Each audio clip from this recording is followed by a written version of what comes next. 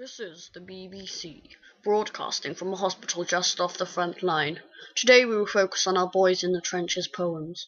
We have exclusive interviews from the front line with prominent war poets Siegfried Sassoon and General Haig. At this very moment, most of our boys are in the trenches in the battlefields of France. While the conditions are not ideal and it is quite cold, our boys are brave and morale is still high, as you can tell from this war song.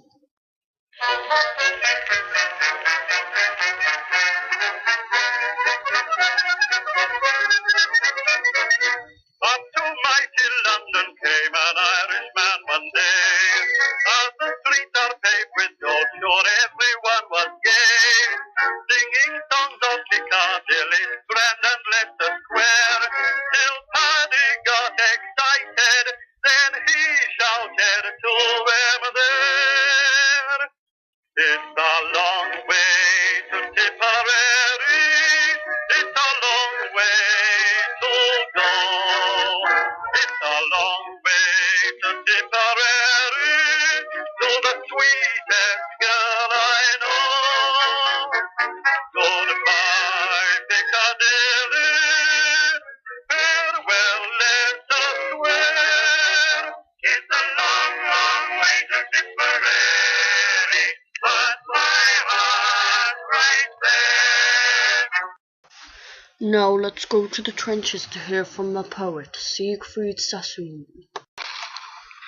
Sassoon, I've heard you're a rather talented poet. Would you care to read us a poem? Of course, this is titled Counterattack. We'd gained our first objective hours before, while dawn broke like a face with blinking eyes, pallid, unshaved and thirsty, blind with smoke. Things seemed all right at first.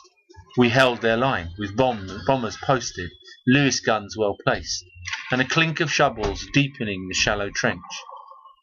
The place was rotten with dead. Green, clumsy legs, high-booted, sprawled and grovelled along the saps, and trunks, face downward, in the sucking mud, wallowed like trodden sandbags, loosely filled, and naked, sodden buttocks, mats of hair, bulged, clotted heads, slept in the plastering slime. And then the rain began. The jolly old rain. A yawning soldier knelt against the bank, staring across the morning blear with fog. He wondered when the Allemans would get busy, and then, of course, they started with 5-9s traversing, sure as fate, and never a dud. Mute in the clamour of shells, he watched them burst, spouting dark earth and wire with gusts from hell, while posturing giants dissolved in drifts of smoke. He crouched and flinched, dizzy with galloping fear, sick for escape, loathing the strangled horror and butchered, frantic gestures of the dead. Well, thank you. I think we've heard enough.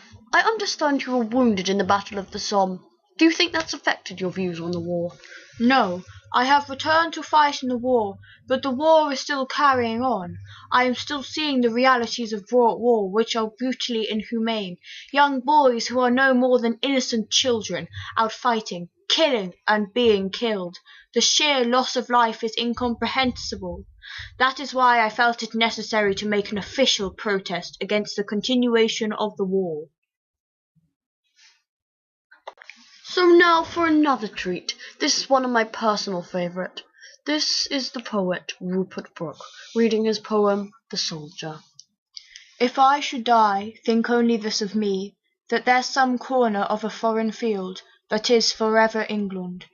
There shall be in that rich earth a richer dust concealed, a dust whom England bore, shaped, made aware, gave once her flowers to love, her ways to roam, a body of England, breathing English air, washed by the rivers, blessed by the suns of home. And think, this heart, and all evil shed away, a pulse in the eternal mind, no less, gives somewhere back the thoughts of by England given, her sights and sounds, dreams happy as her day, and laughter, learnt of friends and gentleness in hearts at peace under an English heaven. What a truly inspirational poet. Thank you for that. Now for our final interview with Sir General Haig. Mr. Haig, very nice to meet you. You too. So in your opinion, how well is the Battle of the Somme going? It is steady. We've stuck to our guns, stuck to our plan. We're making progress. Progress is the most important thing right now. Why did you feel that you should defend French in such a vast way? Well, the French asked for our help, and that's exactly what we're doing. We're British, after all. But with so many lives lost, is it worth it? Absolutely. We're at war, sir. Every mile matters. Every death matters. It's just a shame these men are collateral damage. Collateral damage? Anyway, Mr. Haig, there was much angst over your new position on the Western Front. What makes you think you're qualified for the job? War is war, Mr. Smith. I have been through my fair share when I was in the cavalry, and I saw it for myself. I know what is best for our army because I fought it myself. Can you explain the use of cavalry in such a newly modernized weapon warfare area? We did not know how the Germans would react. We predicted it, of course, but we had to try every means possible. It just so happened we lost horses' lives, but without them, well, you do not know where we would be today. You never know. They could be the ones who will win this war for us. What is your deepest regret, General Haig? Oh, I have none.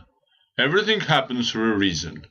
What we have done, and like I said, that might be what will win the war for the British. Thank you for your time, General Haig.